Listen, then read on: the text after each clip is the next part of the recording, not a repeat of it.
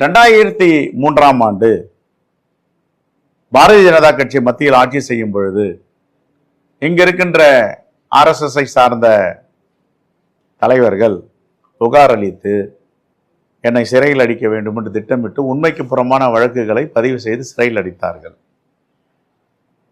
சிறையில் அடைத்தவுடன் நான் நீதிமன்றத்தை எந்த வழக்கில் சிறையில் அடைத்தார்களோ அந்த வழக்குகளை எல்லாம் தீவிரமாக விசாரிக்க வேண்டும், நல்ல அதிகாரிகளை கொண்டு விசாரிக்க வேண்டும், உயர் அதிகாரிகளை கொண்டு விசாரிக்க வேண்டும், குறிப்பாக CBCID அல்லது CBI விசாரிக்க வேண்டும் என்று நானே முன்வந்து ஒரு மனு கொடுத்தேன்.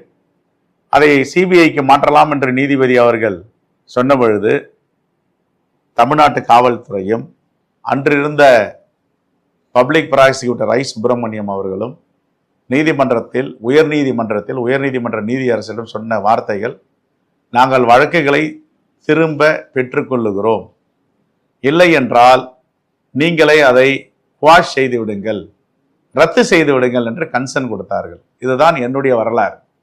நான் மன்னிப்பு கேட்கவில்லை, நான் என்னுடைய வழக்கை திரும்ப பெற்றுக்கொள்ள சொல்லவில்லை, என்னுடைய வழக்கை குவாஷ் செய்வதற்கு அனுமதி கோரவில்லை, அவர்களே முன்வந்து செய்தார்கள்.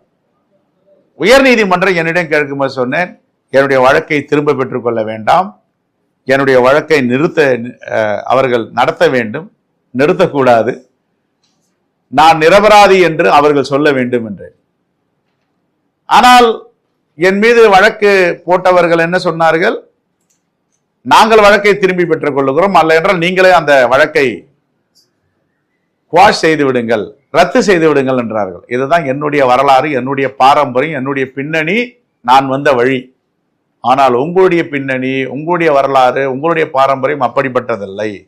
மன்னிப்பு கேட்டவர்கள், மண்டியிட்டவர்கள், இந்த நீதிமன்ற ஆணையை படியுங்கள். இது உயர் நீதிமன்ற ஆணை. என்ன சொல்லி இருக்கிறது, போட்ட காவல்துறை அதிகாரி என்ன சொன்னார்கள், எதையும் தெரிந்து கொள்ளாமல் அரைக்குறையாக அண்ணாமலை பேசுவது எந்த விதத்தில் நியாயம்?